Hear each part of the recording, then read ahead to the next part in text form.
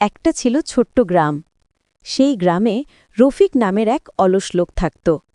কাজের কথা শুনলেই তার ঘুম পেত, আর একটু হাঁটলেই বলতো, আহা, একটু বিশ্রাম নিই।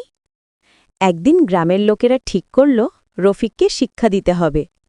তারা বলল, রফিক, আজকে যদি তুমি মাঠ থেকে এক ঝুড়ি ধান কেটে আনো, তাহলে তোমাকে এক হাঁড়ি পোলাও খাওয়াবো। পোলাও শুনেই রফিকের চোখ বড় হয়ে গেল। সে মাঠে গেল, কিন্তু রোদ দেখে ভাবল, এত গরম, একটু গাছতলায় বসি। বসতে বসতে ঘুমিয়ে পড়ল।